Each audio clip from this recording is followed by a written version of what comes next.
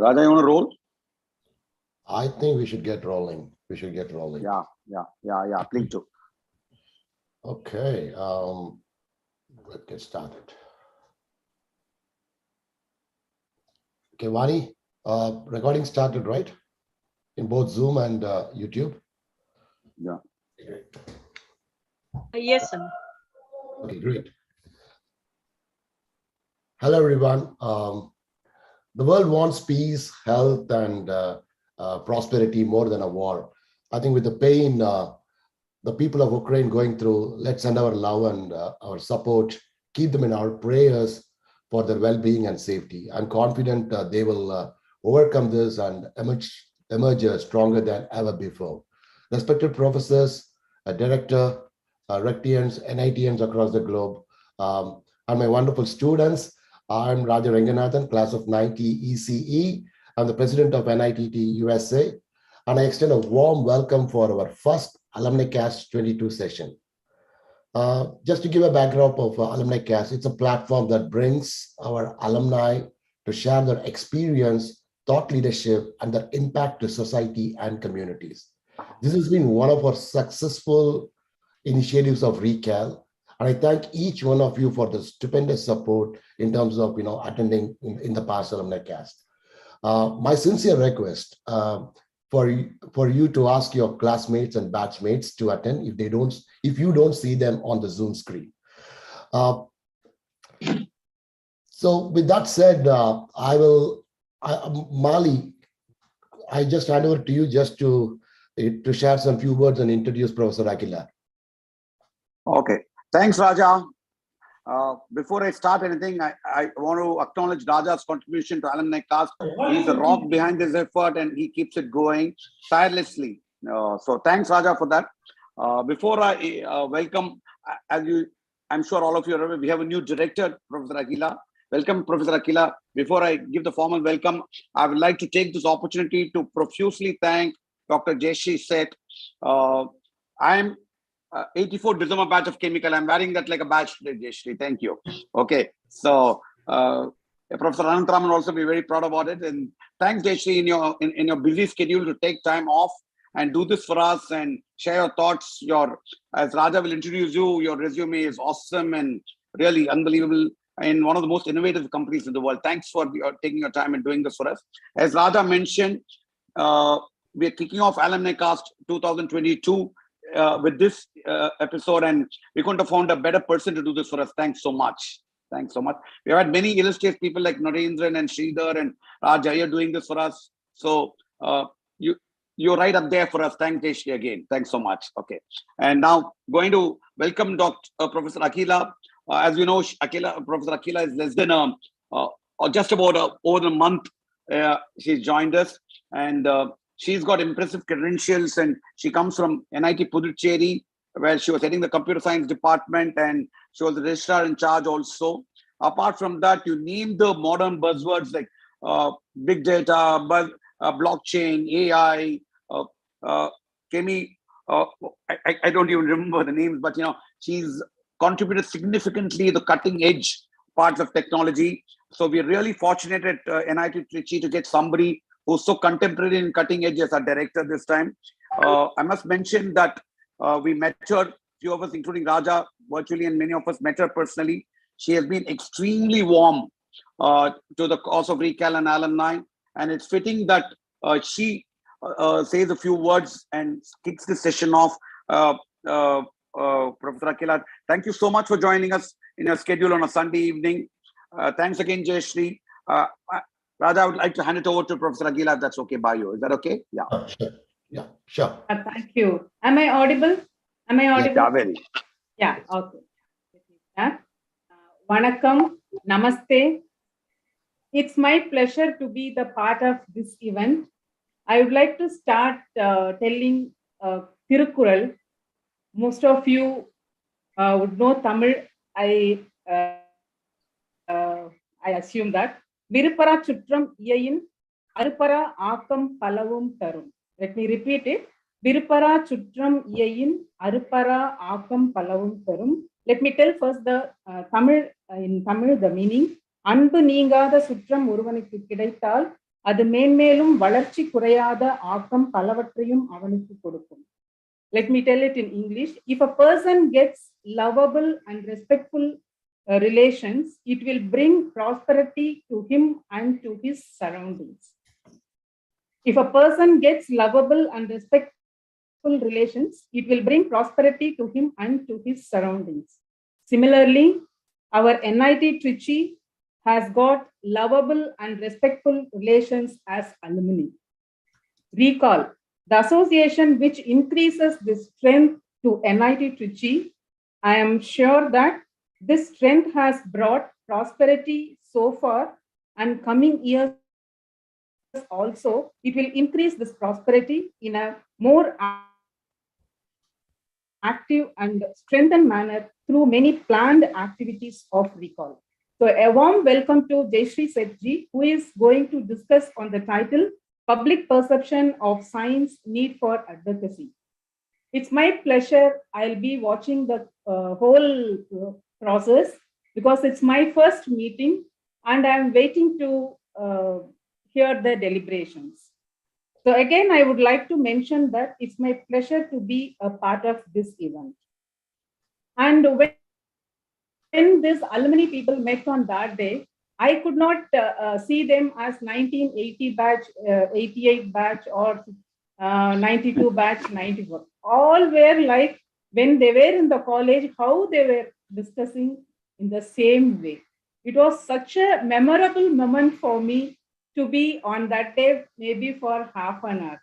So it gives us a lot of positive aspect to me, where this alumni, this Recall, you have to bring back whatever you have earned in the that's outside world to this young budding technocrats of NIT Trichy, so that the vision and mission for the next 5 years, we have to take our NIT Trichy to the world level institutions.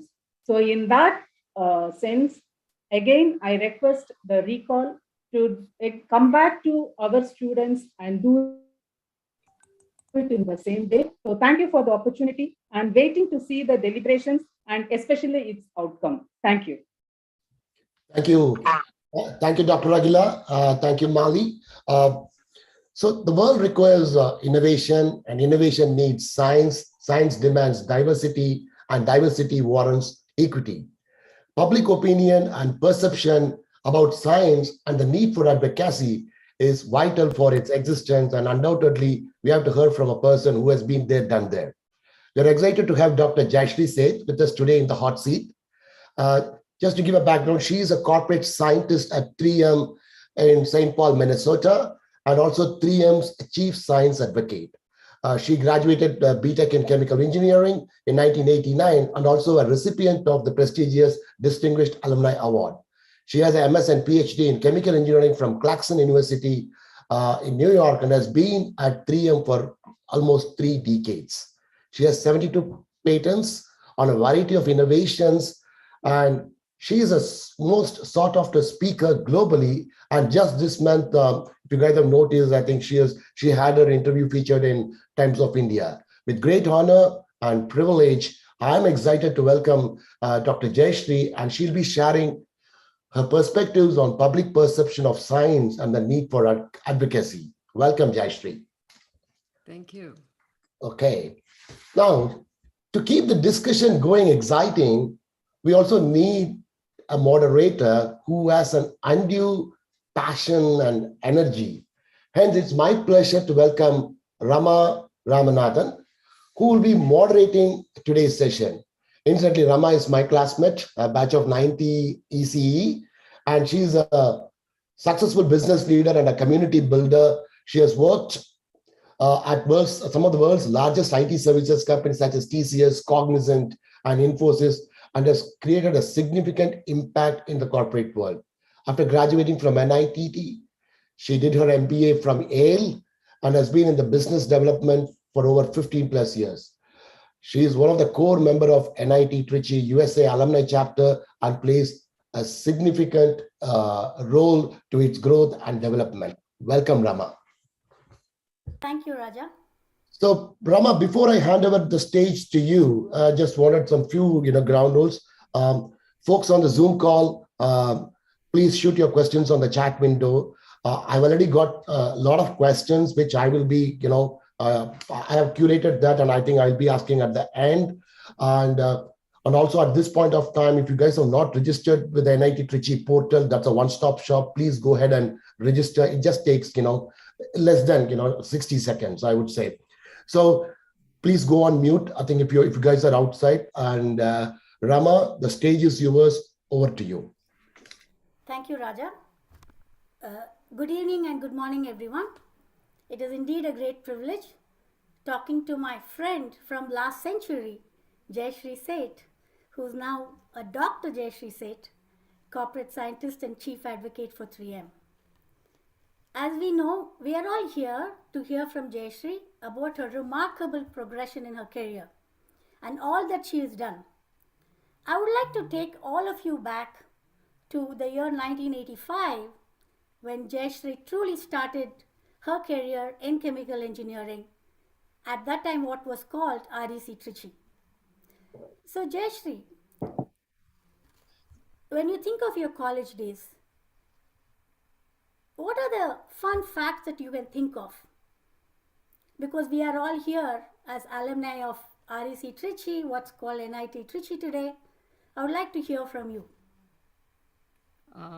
Yeah, so first of all, thank you for having me. This is, I already got emotional twice. So thanks to Raja and team for coordinating, and thank you, Rama, for moderating. We really have been friends for over 30 years, so it's great to see you. And I was just thinking about it. The last time we met, it was also a recall event. It was on the East Coast gathering for President Minnie Thomas at that time in New York City. And I flew out there and was honored to receive the Distinguished Alumna Award. And now it's very exciting to see another strong leader in place for our beloved institution. So welcome, Dr. Akila. I am in the Konjam category for Tamil. Fun facts. Let's see. Actually, this is a little known fun fact. I actually joined REC Trichy twice. We didn't hear from REC during summer. And then in August, many of the colleges were starting. So my dad said, let's just go. So that letter that was sent to the students indicating that they need to join in September somehow never came to my house.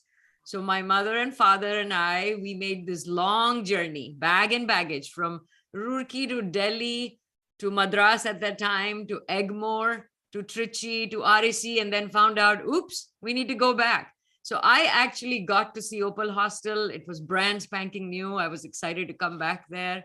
And before that, I think all the girls lived in a house like on 4th Street, and Opal was just grand.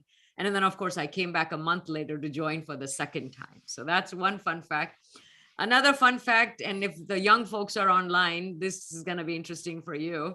I tell my kids all the time, we did not have a phone in the hostel.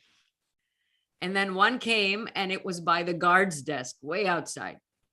And then finally, I believe it was in 3rd year, we got one phone that was inside the hostel. And my kids are like, oh my gosh, one phone for so many of you. That must have been so hard.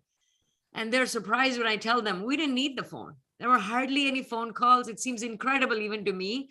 But the thing is, we survived. And I tell my kids, we wrote letters. They just laugh at me. I tell them, you can laugh all you want. It's a fact. We wrote letters. Thank you, Jayshree. Thank you for that. Now, moving on to the topic, right? I have seen a number of your videos. I've seen a lot of your talks. I have read all about your accomplishments.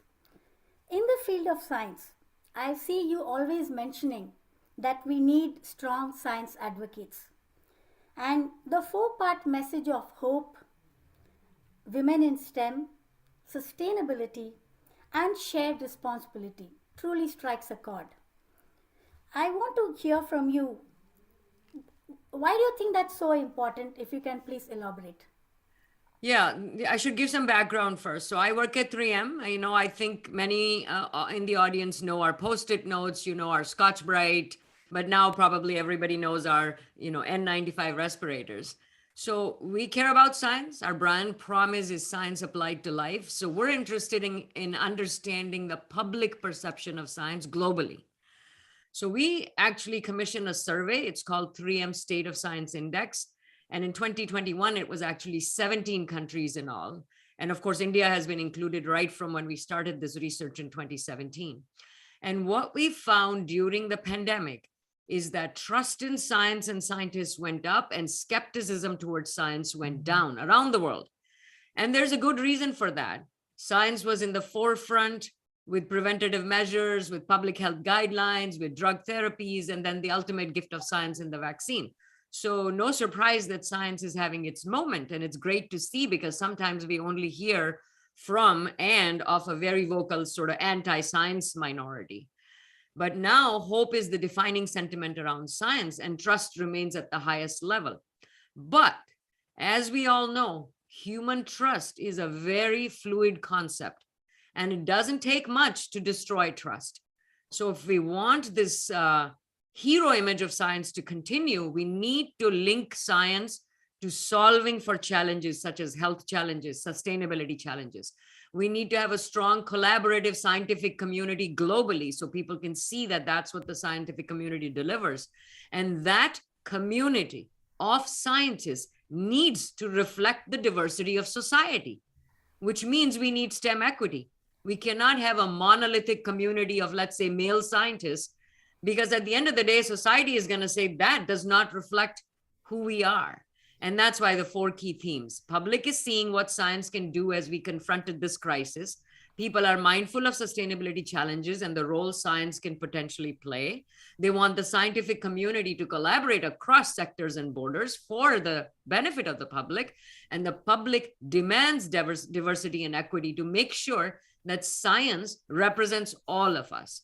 So we're very excited about this research we do, the State of Science Index. And I should mention, we are looking forward to the 2022 results in April. So stay tuned. And I eagerly await what has happened to the public perception of science as we now turn the corner on the pandemic. So Raja, if you can put the chat and the link to State of Science Index so that the audience can later visit the website. It's actually fascinating stuff, how people view science in each and every country. I should say India always ranks among the highest for valuing science. So that's personally exciting to me. So the link is already there. I think it's on the chat window for folks. I think you can take a look on the 3M State of Science Index. Thank you, Jayshree. Thank you for that. And given that this particular event has a number of engineers who have tuned in, given that it is an NIT alumni event, and we all realize that some of us have remained with the technology that we have learned, that we have imbibed as part of our institution, but some of us have chartered different paths.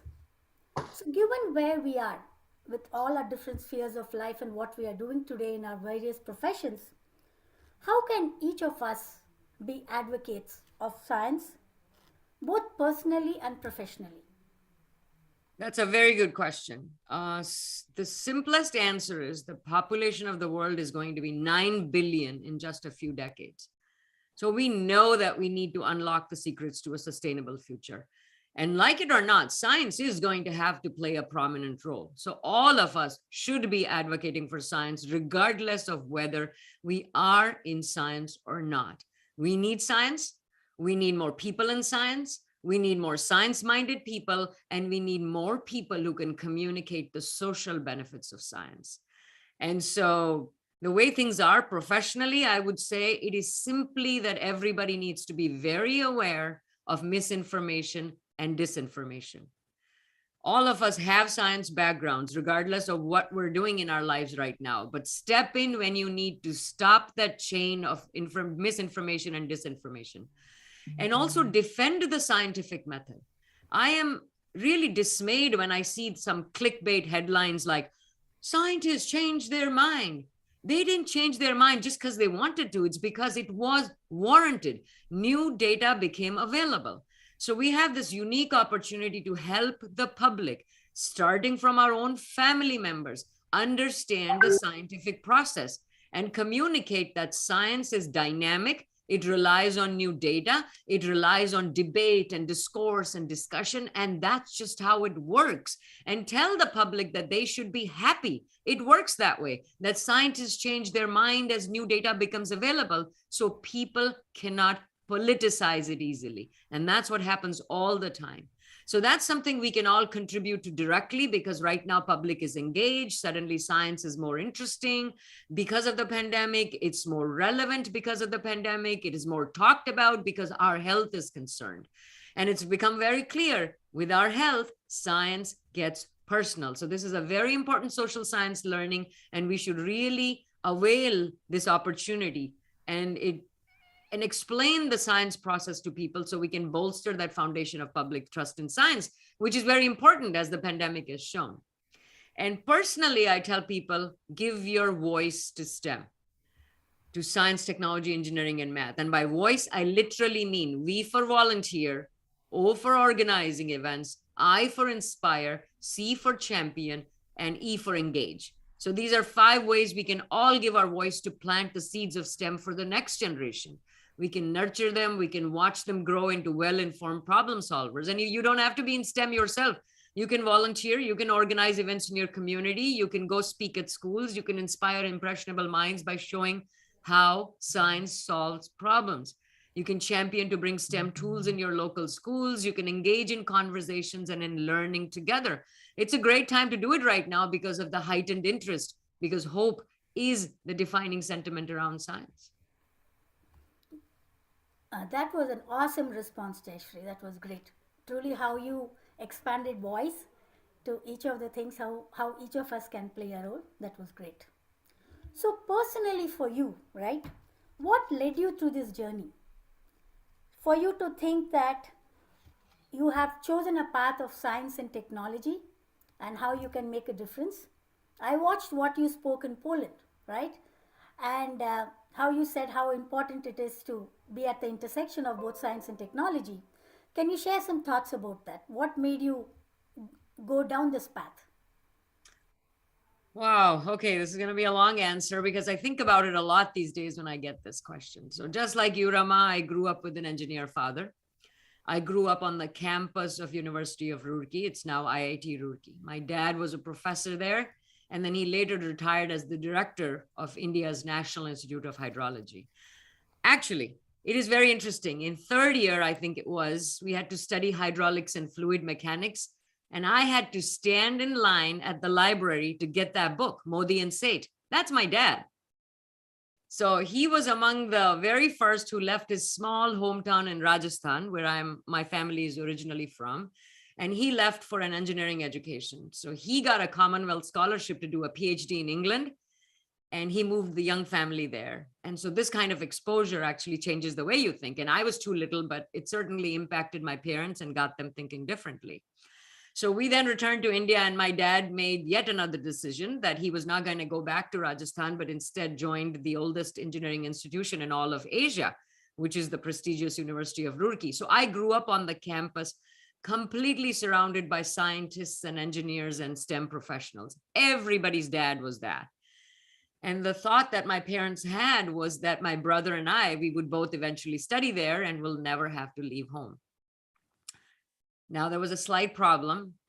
I didn't think I was the science and engineering type.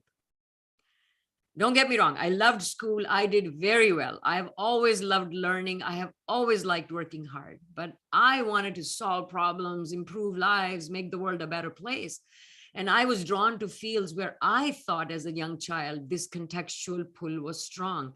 And I did not see it in STEM.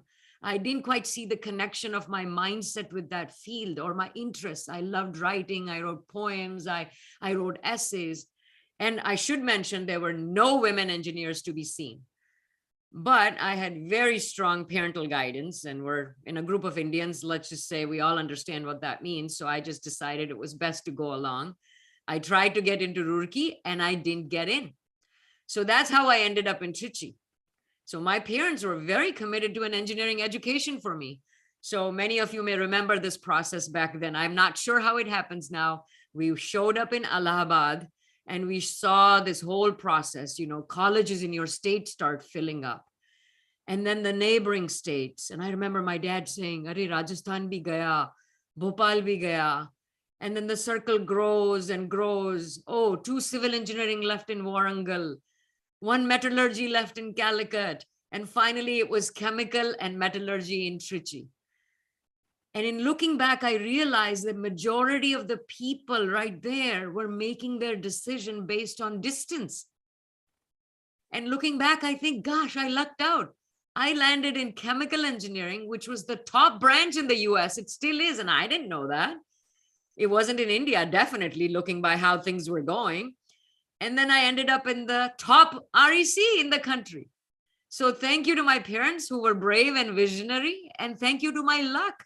That was the start of my journey and how I landed up in Trichy. So I always laugh when my kids say, I like this, I don't like this, I want to do this, I don't want to do that. That's now how most of us made our decisions, you know. And it was a huge adjustment, right? Everything was different. Food, culture, customs, norms, language. And we were not like kids of today that we knew everything about far-flung places in India. This was 1985. I didn't know much at all. And once I got there, I was surprised because there were a lot of people who were just seemingly hostile with our presence, which really had me befuddled. What have we done? We are just girls that showed up on an engineering college campus. That was bad enough for them. So I sure hope that things have changed now. And I know they started changing even while we were there, because every year so many more girls arrive to claim their rightful place. And then we also met wonderful, wonderful people. And those are the influences, Rama, and those are the memories that remain. And these were the people who reminded us to ignore the voices that had still a lot of growing up to do. And I sure hope for their sake that they have matured. And you ask about influences. So I learned to survive, and not only survive, but also thrive in a very different environment than I was accustomed to. And I feel like how lucky for me to have this formative experience at such an early age. And at the time, I didn't realize how fortunate I was, because that is what life asks of you. So for the younger folks who have joined, life demands that you have the ability to be open-minded and to learn and adapt. You have the ability and build the capability to build social capital, the ability to build relationships and build resilience and build the resolve to stay authentic to who you are. And in fact, I talk about that in the 3M docuseries, Not the Science Type. You can see the ad right here. It's a great picture of Trichy in there, so check out it. It's a very short documentary. I'll put the link on LinkedIn, and I'm sure Raja has put it in the chat. So, you know, I tell my kids and their peers and the constant pressure to figure out every step of the way, you know, I tell them what has to be clear is that you will give it your all. You can never eliminate uncertainty. You will have to navigate ambiguity. And if there are young folks listening, I want to convey that focus on the journey, not so much on the predetermined milestones, because at the end of the day, it's more about attitude than aptitude.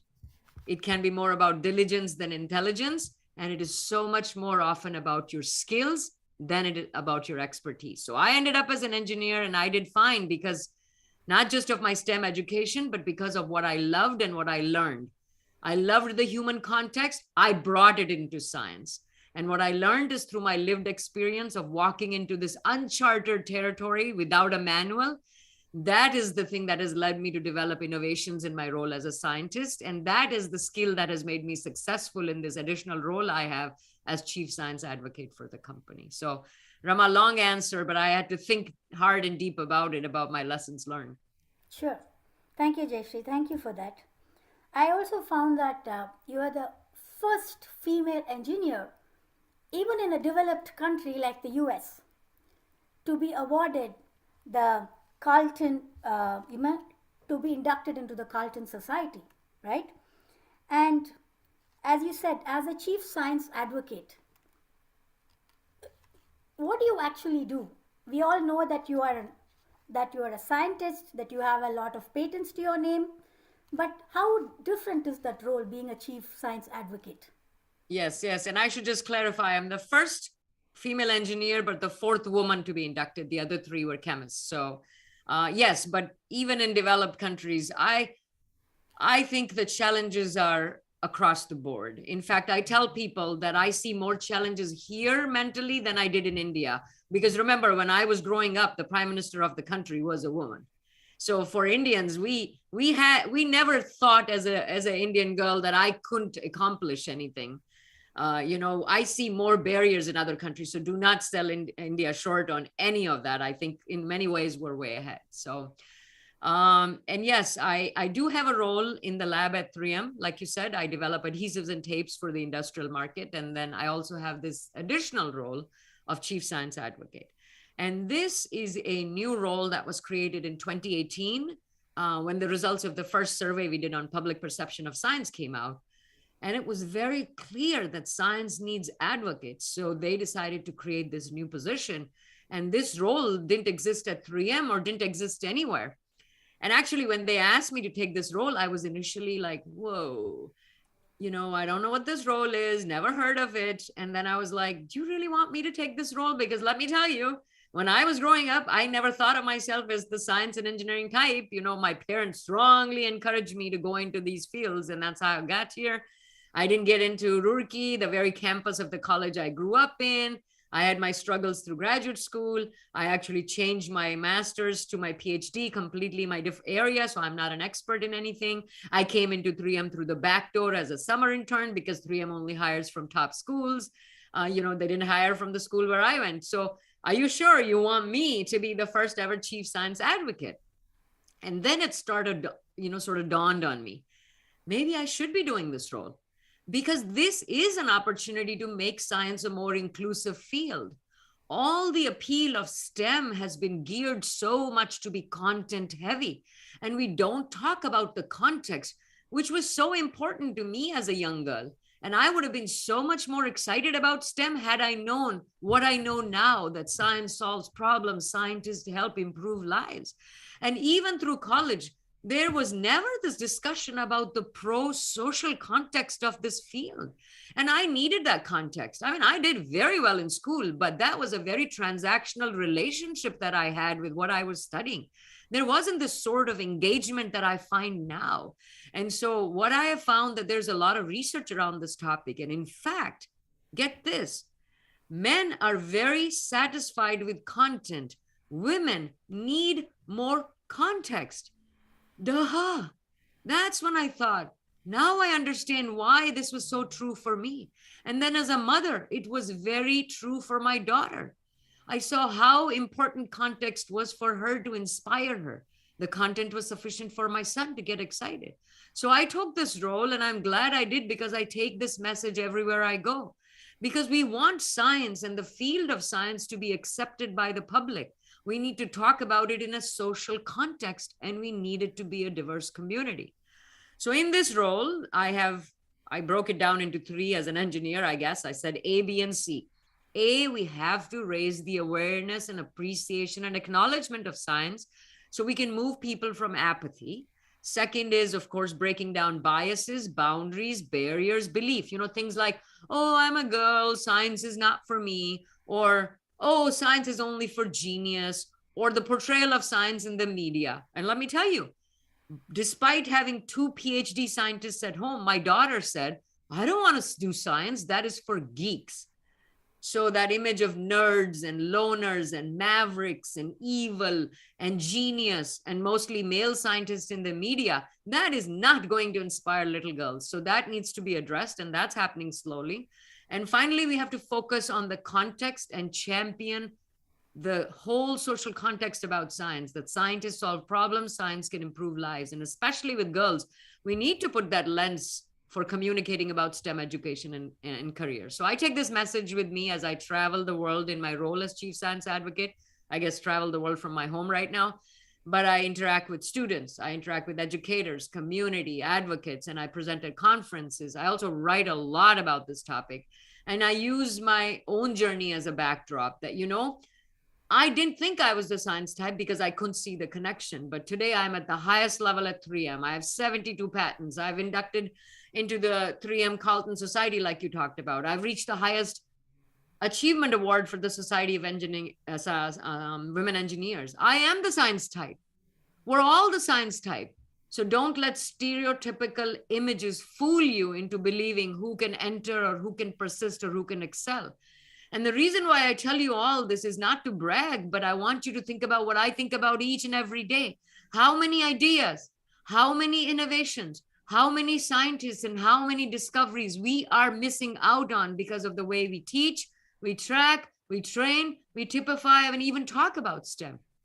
That has to change, because right now, let me tell you, girls and boys need to see that context. Sorry, I get excited. Thank you, Jayshree. Thank you for that. As you were talking about girls and boys and the younger generation, right? If I were to just take the essence from today's meeting, what are the 3 things you would think one should do to be a lifelong learner of science? 3 things. Well, 2 things right off the bat. A sense of curiosity in its broadest sense. So it doesn't mean it has to be associated with the what is this and how it works, something very sciencey or gadgety. No, it can be questions about why are certain things the way they are. And we need to encourage that in our kids and in ourselves. And this context behind our curiosity will be very critical. And it is so relevant to the science you may end up doing or the technology you may end up developing. So that is very important, curiosity. The second thing is a sense of wonder. So that brings the what if question. What is possible? And that often leads to innovation, especially the kind of social impact innovation that is much needed right now. And I guess that gets me to the third thing, which is a growth mindset. So curiosity, wonder, and a growth mindset, because science by its very nature is evolving. And if you start thinking about it in a rigid paradigm, science doesn't grow, scientists don't grow. So it's very important to have an open-minded view of the world. And I really want to emphasize that, because every day on WhatsApp, I see complete examples of a totally closed-minded view of the world. And I guess as I'm talking, I'm realizing that these are good things to inculcate regardless, because they are crucial for critical thinking and they are critical for creativity that is so innate to humans. And that is something we so need right now. We have to foster that. And I know from my own experiences, I grew up in a strongly patriarchal community, but with every generation, progress was made because of the vision that evolved as outside influences influenced the thinking. My mother has a college degree. My mother went to a hostel back in the day, which was relatively unheard of where I came from. But it was also because of her dad's decision to think differently about expectations for sons and daughters and how their worldview became different. And that's why I ended up where I ended up. And I've seen it in my own experiences as a mother. It's hard given the social construct and the community confines, but at the end of the day, we make up society. We contribute to community norms. So we do have the power to change that and raise confident, independent, and critical thinking adults, regardless of gender. Sooner or later, we all have to realize we cannot continue to live in the paradigm that we were raised in. And worse yet, expect that from the next generation. Thank you. I hope that makes sense. Absolutely. Thank you for that. So Jayshree, I realize you are extremely busy. You're a globetrotter. You're going everywhere across the world, right? How did you still manage to find time to write a book called The Heart of Science? Can you tell us briefly about it? Yes, my book. I keep it right here. It's a collection of essays on several big picture topics from my experiences as an engineer, a parent, a science advocate, a thought leader. And I cover themes like we are talking about, the need for advocacy, the convergence of STEM and humanities. That's very, very near and dear to my heart. I talk about leading from your own rung of the ladder. People are in this race to be the boss and get to the top and all of that without realizing you can lead from wherever you are. Leadership is not a position. Leadership you can do from anywhere. And then I also talk about developing a growth context. And all proceeds from the sales of this book go to a scholarship for underrepresented minority women in STEM. And to answer your question, Rama, I wrote this book because in US, for sure, everywhere around the world, in 2020, there was an awakening in terms of social justice. And you realize the systemic nature of how some people have been essentially barred from achieving what they can achieve.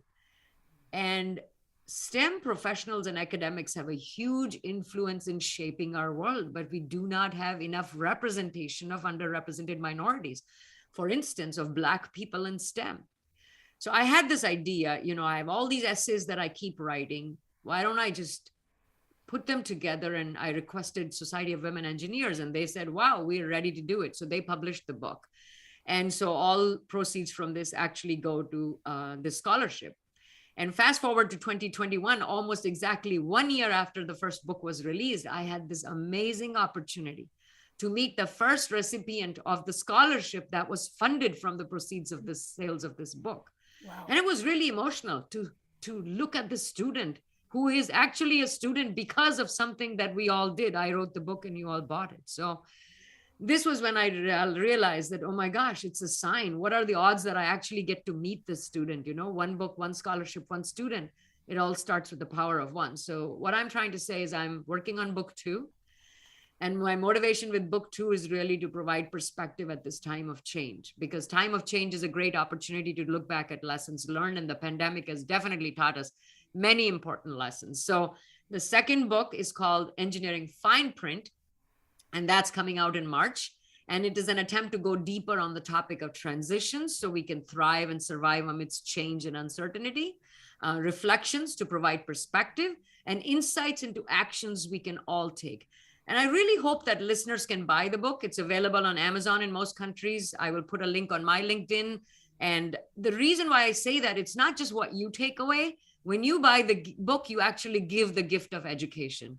And I don't know, maybe Dr. Akila, we can have NIIT consider buying copies for students, or maybe the alumni folks can buy and donate for the current students, because that will be quite amazing for us to help underrepresented minority women get a STEM education.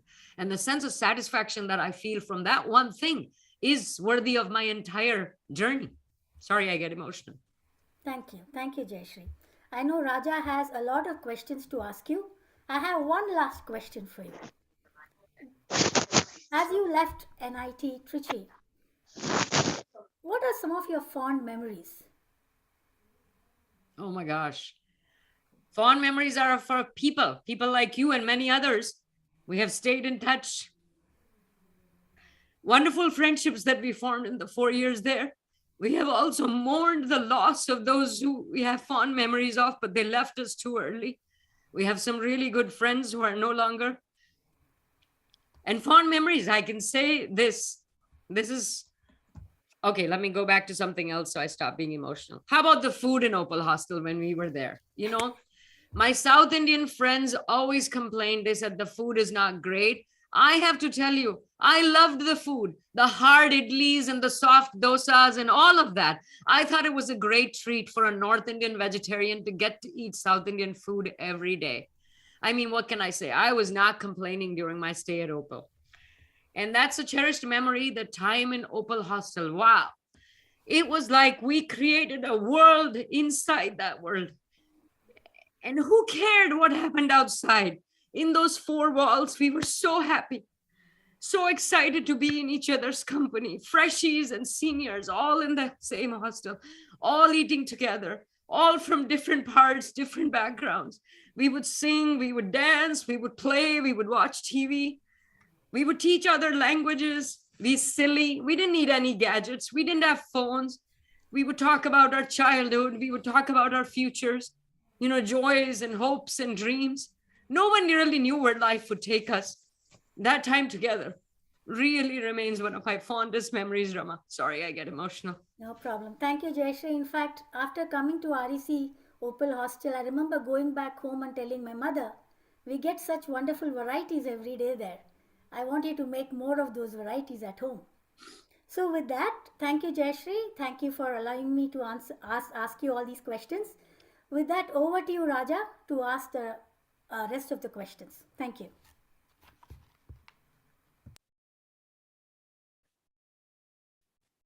Raja, you're on mute. I'm sorry. No, thanks, Jayshree. I think you put the perspective in a very nice manner. I think you laid out the facts that yes, men looks for more from a content perspective and women looks from a context perspective, right? So Definitely, I think, that in the field of STEM, I think we want more women, to come. And also, I've seen a lot of, I think, people have, created, like, for example, Reshma Sujinani, I think, the founder of Girls Who Code, and everyone is promoting.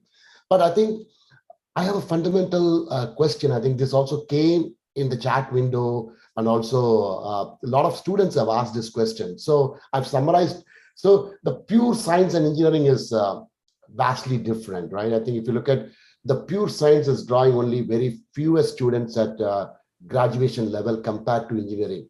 What is your thought on this? I think the Yeah. issue is across the spectrum. If people don't see that science can, so the sciences have drawn a lot more parity. It's engineering that is really struggling. So I think, for example, in the US, it's only at 26% compared to, I'm not sure what the actual number is in India. I'm assuming it's a little higher because India, people are very much engaged in these fields. Here in the US, young girls are really not interested or inspired in the way they view some of these fields because they just don't see how they belong. And so if you think about it, it's across the spectrum. It is exposure, it is encouragement, it is empowerment, it is engagement, it's economics for some people. Then it is also about equity in the workplace. If in the workplace you see only men who are leading and men who are in the position of making decisions, a lot of women feel disenfranchised and don't feel like they have that power. So across the spectrum, we have to make changes. And why do we have to make changes? Why should men say we have to make changes? Because, oh my God, I'm going to lose and some woman is going to get that role. That is such a flawed thinking. Whatever you are working on will have no value to the public if the public decides to say, well, we were 8 men working on this airbag, and they'd never considered that women drive cars. And now we have all these accidents that don't save women because the airbag team was all men. Now it won't be adapted. So I think the lack of diversity will impact the entire field. And that's why we need that diversity, not because it's a men, women, or whatever thing. It's like we need it to be representative of society. And I'm not sure if I'm answering the exact question. No, you got it. I mean, yeah, you just laid the grounds there. But keeping this in mind, right?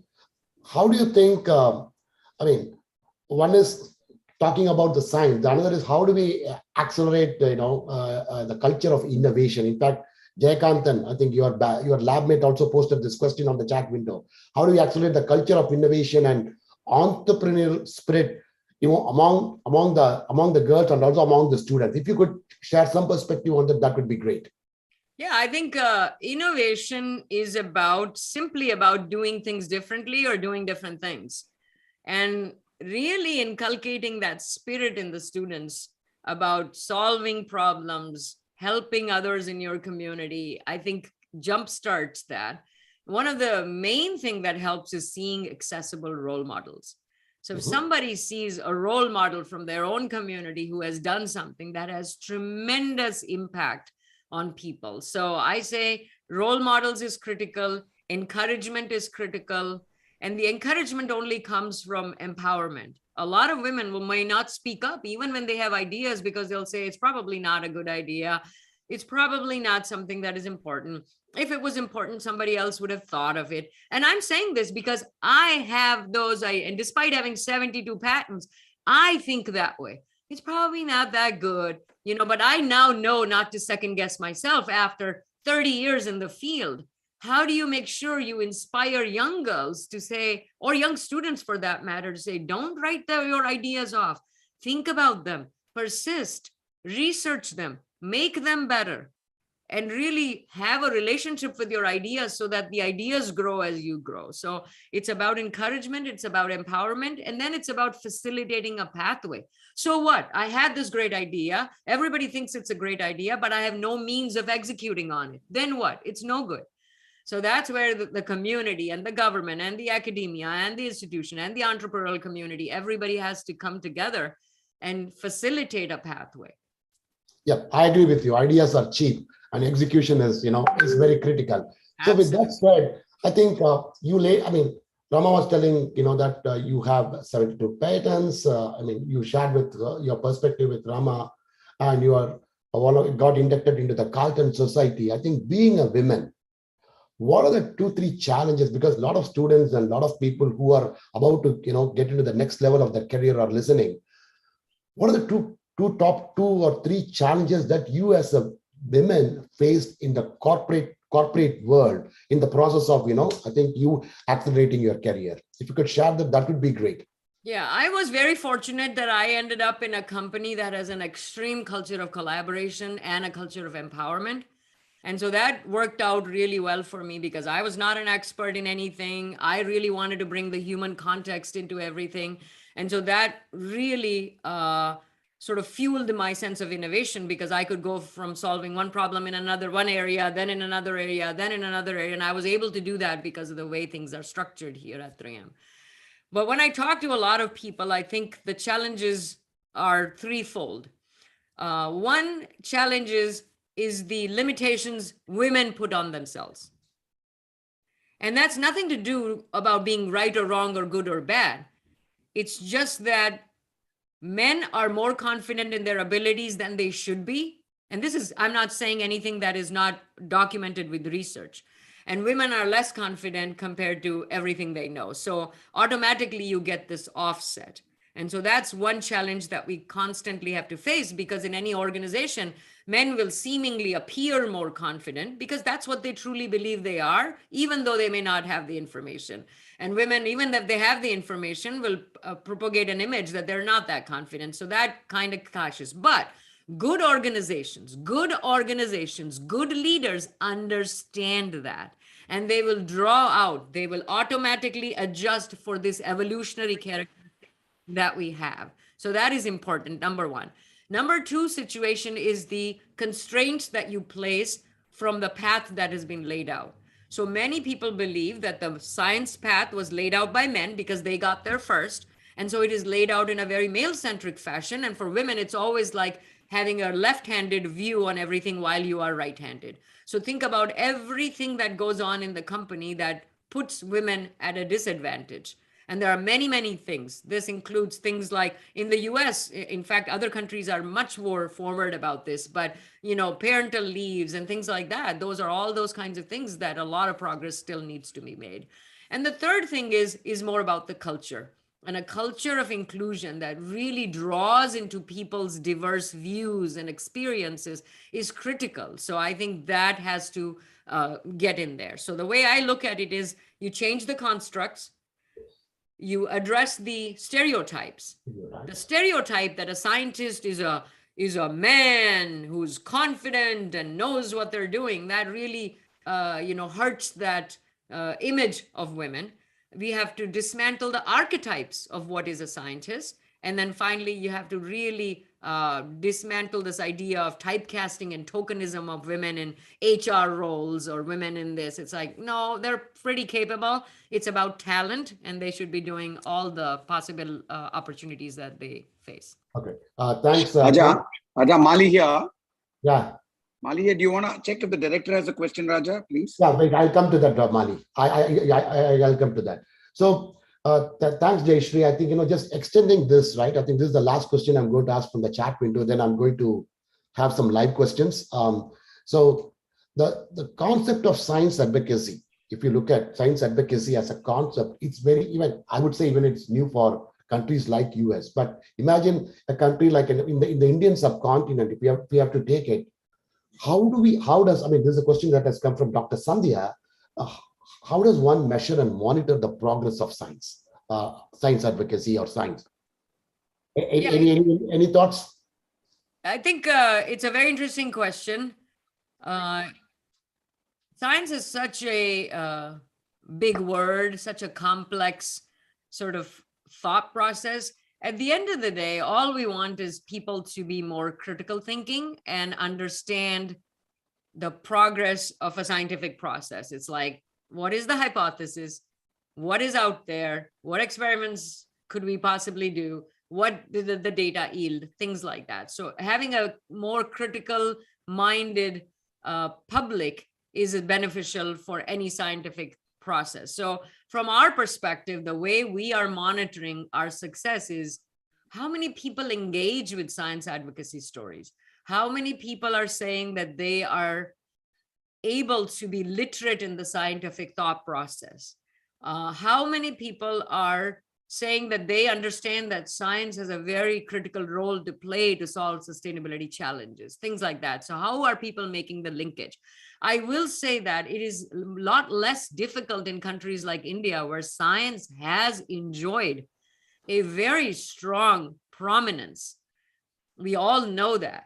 And we typically do not have a conflict of science with the way we live. It does not have a conflict of science with our religions. It does not have any of that. So some of the other countries have a lot bigger issues because of the way science is structured and the politics of it all. However, in India also, I've started noticing politics is creeping into everything. So we all have to try and understand how to think about it in this manner that allows us to still be critical thinkers. Okay, thank you. I think that was a pretty good perspective. So now let's open some few questions for the live audience. I think I would like to start with Director Ma'am. Do you have any questions for Jayshree? Yeah, sure. Jayshree, thank you very much. It was really nice to listen to the whole thing and your nostalgic memories at NIT Trichy, that to the Opal Hostel and the food. It was so nice to hear from you. Only one question I have. The whole conversation told that you have the passion towards whatever the work you do. That is the basics. But I have a specific question. Apart from all this science work, whatever you have, scientific work, whatever you have done, do you have any specific framework or procedure so that whatever you told, this can be inculcated at the school level to all the students? Do you have any specific framework? Absolutely. This whole book, Akila ma'am, is only about frameworks. Every single essay is that about a framework. So for example, I say steam cleaning, STEAM. So, and STEAM is like science, technology, engineering, arts, and math. And I talk about shattering stereotypes, telling the wholesome story, engaging men as allies and advocates, metrics and measures. Every single one gives a framework of how to make sure students are thinking about it. In the new book is frameworks for students transitioning from graduate school to corporate environment. Frameworks for leaders on how to think about in their organizations. So yes, I could not agree with you more that we need frameworks so that people can have their thinking across the spectrum. And I would be happy to share. I really hope that some of the alumni who are watching can buy some books and donate for NIT if NIT can't do it themselves, because this will be really a good thing for people to read. Library also, we also would like to. That would be amazing. Sure. Raja, I have a question Raja. Yeah, sure, Mali. I'll come back to you. I would like to, see whether Ananta Narayanan has any questions. Professor Ananta Narayanan, is he there? Professor, he's on mute, I think. Nothing specific, Raja. Except I think I would like to share something with Jayshree. In fact, she was very, very communicative during her college days itself. Maybe I've always seen her smiling and moving around, but today I was really surprised to see her emotional. I never saw her that way in our department. She used to be a very cheerful girl. So it was really surprising. But I think when we took her back by so many years, I think she became a little bit emotional. But I think whatever she said, there's always a clear distinction between the men folk and women.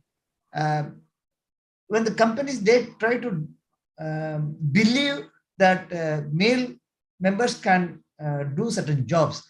But I think that barrier is slowly going off. Women are in very good positions. Take for our own institute. We had 2 directors from that from women directors, and things are changing. But it see, this trend came long back, and it will take some more years for us to recognize their contribution also. And the contribution from the women's side is absolutely in no way inferior to what comes from the male side. I think this is something which we need to propagate, and this is something, as our dad pointed out, we should inculcate from the school level itself. We should tell that you are in no way inferior to others. All are equal. For me, as a teacher, I always find them everyone to be equal. I think that message has to go, and if that goes, I think things will change better. And you presented nicely. I think Rama also interacted so beautifully. They've left no questions for us. That's all. Thank you. Thank you, Rajan. Thank you. Very Mali. true. I think, sir, what you were saying is very important, because we cannot relegate the responsibility of this to our schools or our teachers. It starts at home. And for all of those who are parents, for all of those who have brothers and sisters and nieces and nephews, remember that everything you say or do has an impact. So having that societal culture and norm, which emboldens women also, is very important. And it's not a win-lose situation. Okay. And the reason why people get emotional is these are deep buried things that you don't think about often. And as you age, you realize how important they are for you. So Yes. And women also think crying is not a lack of strength. It actually shows strength. Okay, that's good. That's great. Jack, can I come? Yeah. Mali, over to you. Yeah. Thanks, Jayshree. There was a post in the chat box that REC is an emotion that got shown up today very, very well. Actually, there's a lump in many of our throats. It's so nice to see such a candid conversation from your side, Jayshree. My question is, in the age of the web and internet, with access to information being far better than what it was when you started out at 3M, is the process of animation, has it collapsed in terms of timelines? How different is it? Because there's more access to and sharing of information. How different is it, Jayshree, at 3M? Because you are the cutting edge of innovation in many ways for products. Yeah, I think collaboration is global and made a lot easier because of the communications that we can have. And information sharing is so much easier and faster. And the idea that we could launch global products during the pandemic is amazing. I mean, we never thought that could happen, but it did happen. So there are lots of good things about it. I also think that, though, we've got to rethink some of the ways we operate, because who are we leaving behind is something we have to really consider. And that's, I think, important too. As we move forward and make progress, who are we leaving behind? And at the end of the day, we're all connected. We're all connected, and we cannot leave people behind. And so that's something that I think about it. Companies think about, organizations are thinking about. That's kind of the awakening through the pandemic also that has happened. So yes, it's great that information sharing is there, but we can't leave people behind.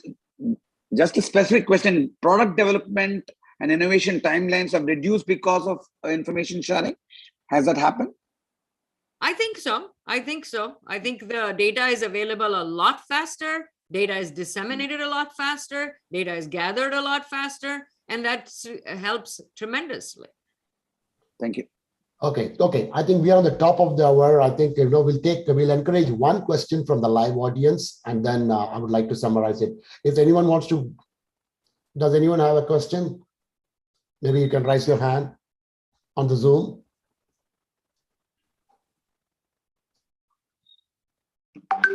The question in the chat box, Raja. Yeah, I can. No, I think I can see Shankar. Can you see me?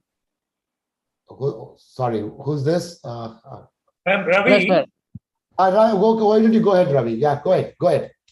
If an organization wants to allocate some funds for science advocacy, what percentage of the turnover would be ideal for this? Okay, so Jayshree, you got the question? From a funds perspective, I think first you got to get the people to spend their time on that. So, right, it's about the right people and the right platform that you want to have. It depends on what path you want to follow with that. So for us, it's the survey that we do globally, and then the dissemination of that information, the websites that are supportive. We started with that, but then the programming takes more funds. So the first year we saw that people wanted scientists to talk more like storytellers. So we developed what we call the Scientist as Storyteller Guide. And so that requires funds that you have to allocate to create an output like that. During the pandemic, we saw that science education was suffering because science is such a difficult topic to teach without actually being in front of students. So we created what is called Science at Home, which was just scientists and engineers doing experiments in their homes so kids could watch and follow along. So we needed funds for that programming. This movie we made, Not the Science Type, that required a lot of funds. But this movie, the idea is that we want to portray women as scientists in our advocacy. So bottom line is, your funds will depend on what your ultimate vision is and the path you want to take, and every piece of programming that you want to include to address the idea of science advocacy. So for us, it has started with the survey, which is global, 17 countries, takes a lot of funds. Then it's all the programming we do as the result of the results that become available. Okay, great. So thanks, Jayshree. I think we are at the top of the hour, and it's also too late, for the folks in India. This is one of the, I think, the greatest session, I think, in the alumni cast, I think we have had in the past 2 years. Quite a lot of perspectives, thought leadership, a lot of mind-opening, points, I think, that you are given. I see Aruna, so I had to wave. Okay. So couple of things which I think I want to follow up with the audience. So folks, we'll be sharing the link of Jayshree's book, which talks about the heart of science, which is engineering footprint, fingerprints, and imprints. It's available in paperback. I don't know whether it's available. A Kindle version is available, but paperback. Yes. Okay, great. So I think we can print, and we'll also talk, Jayshree, I think, from the RECAL and the NIT USA perspective. How do we, get some copies and on a bulk basis? Will do. Yeah, and the second thing, folks, I think on the chat window, I think I put the URL of a docu-series, which where I think Jayshree Seth as an actor, you can see, I think, that was filmed very nicely. We will follow this up with as a part of the, in the WhatsApp group, we will share that link. And 3M State of Science Index, that also URL is also there. We will compile this, everything, and then put together as a token of appreciation for attending this to the broader audience. We will do that. Once again, I think just to conclude, it was a great session, and I think Jayshree, we need more sessions with you. Even if not for the alumni cast, at least with the college, we are working on several initiatives. If you can share and talk to the students, I think definitely it's going to motivate them. And as Dr. Aguilar said, how do we take the brand NIT Trichy to the top, right? I think sometimes I feel we are better than some of the IITs, right? But always IITs, are used to be in the top 5 or the top 6. I think we have the potential, and I think collectively we all alumni decide to go on that path, I think we can break the glass ceiling, pretty faster. With that said, thank you, everyone. Raja, look forward to hosting Jayshree in India. Right. Okay. Sure. Definitely, Mali. Okay. So with that said, guys, I think thanks. I think it's too late in India. Once again, thanks for joining me, and also YouTube. I think a lot of people on the YouTube also. I think between Zoom and YouTube. Once again, big thanks, and I think we'll close this with that note. Thank you. Thank you, guys. Thank you. Thanks, Jayshree. Thanks, Dr. Aguilar. Thank you. Dr. Jayshree. Thank you, Ricard, for organizing a nice program. Thank you.